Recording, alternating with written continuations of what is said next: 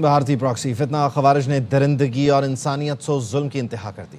مذہب کا سہارا لینے والے فتنہ خوارج رمضان کا احترام اور انسانیت بھی بھول گئے۔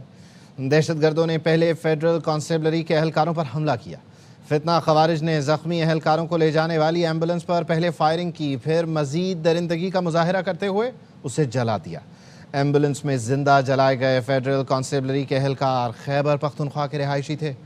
شہید اہلکاروں میں سپاہی مراد گل، سپاہی ایان خان، لانس نائک عادل خان شامل تھے۔ سپاہی مراد گل اور سپاہی ایان خان شہید کا تعلق ضلع ہنگو، جبکہ لانس نائک عادل خان شہید کا تعلق ضلع مانسہرہ سے بتایا جا رہا ہے۔ خوارج نے خوف پھیلانے کے لیے اپنی بربریت کی فلم بندی کی اور اسے سوشل میڈیا پر ڈال دیا۔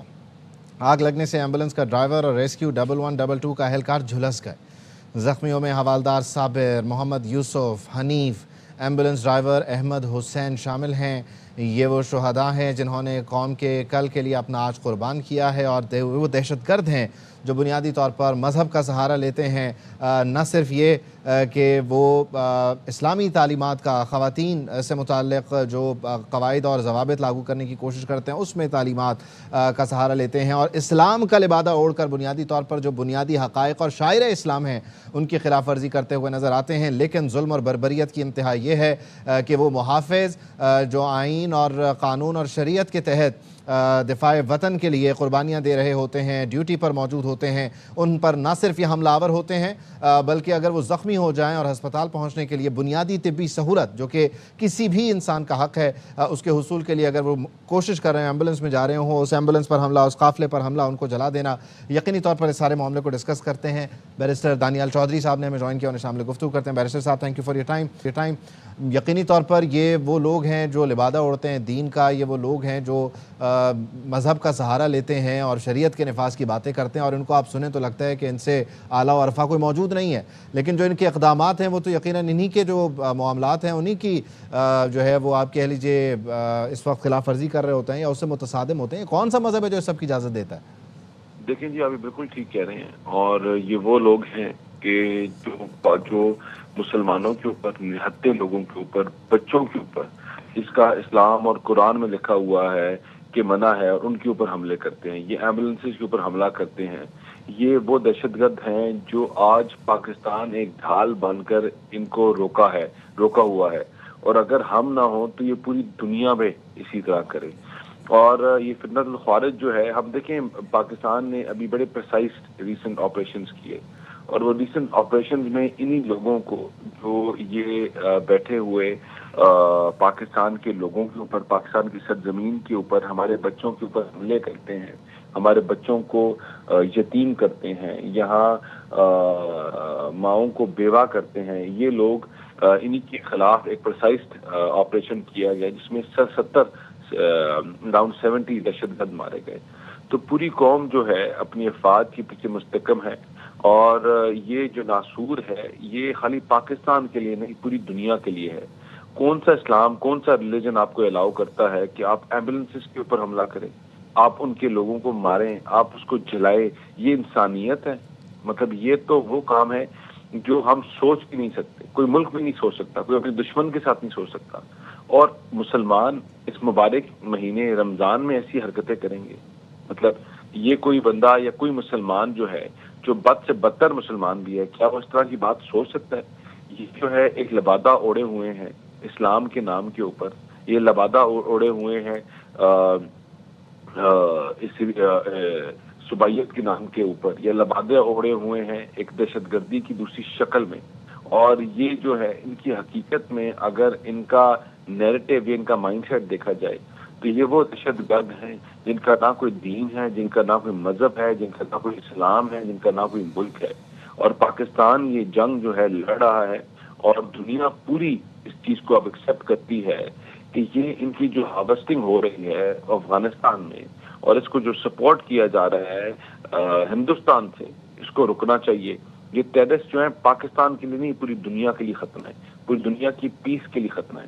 آج افغانستان میں 21 سے زیادہ مبالغہ کیا، اراؤنڈ 21 ملکوں کی ایک پوری ایک بریگیڈ ڈفرنٹ کنٹریز کی، وہاں ٹیررسٹ آرگنائزیشن کی بریگیڈ بیٹھی ہوئی ہے، جس کو فنڈ جو ہے وہ انڈیا کر رہا ہے، اور ڈائریکٹلی یا انڈائریکٹلی پاکستان کو نقصان پہنچانے کے لیے۔ لیکن it will not stop here. اگر پاکستان جو بیچ میں ایک شیلڈ بنا ہے, پاکستان اگر ہٹ جائے تو پوری دنیا میں نکل کے ہی جائے گا. یو این کی اپنی رپورٹ ہے جو اس کی اب بات کرتی ہے. Pakistan is not alone when it talks about it. تمام یہ, لیکن یہ پہلی دفعہ ہوا ہے کہ ہمارے تمام اسٹیک ہولڈرز جو ہیں وہ ایک پیج کے اوپر ہیں.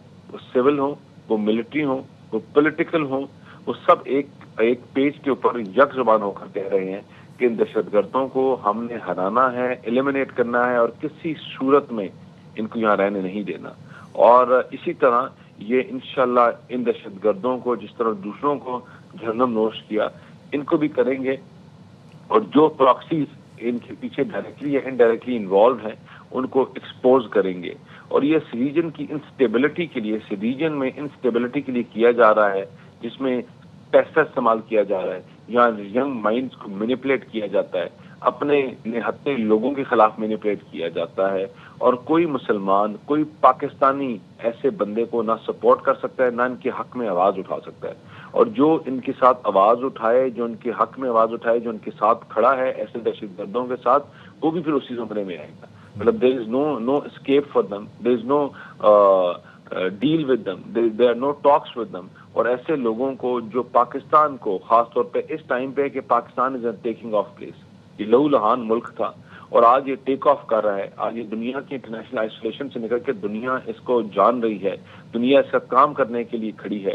اور پاکستان جو ہے it is now at a point where it is ready to take off. تو یہ ہندوستان کا جو فتنہ ہے یہ اور زیادہ ایکسپوز ہو رہا ہے کہ جن کو پہلے منہ کی کھانی پڑی, اور اب ایسے اقدامات کروا کر, ان کو پیسے دے کر, یہ اقدامات کروا کر, ان کو ویپنری پرووائڈ کر کے اور نہتے لوگوں کے اوپر اور اس طرح کے حملے کروانا, وہ ہمارے مساجد میں ہو, وہ ہمارے اسکولوں میں ہو, وہ ہماری ایمبولینسز میں ہو, وہ ہمارے اہلکار کے خلاف ہو, یہ ان کو سپورٹ کرنا is only to demoralize Pakistan, یا پاکستان انٹرنیشنل جو ٹیک آف کر رہا ہے وہ نہ کر سکے. یقینی طور پر یہ اس سے خائف ہیں اور یہ اس آئیڈیا کے خلاف ہیں, تبھی یہ اس فرسٹریشن میں یہ ساری کی ساری کارروائیاں کریں. بہت شکریہ. بیرسٹر دانیال چودھری صاحب ہمارے ساتھ موجود تھے.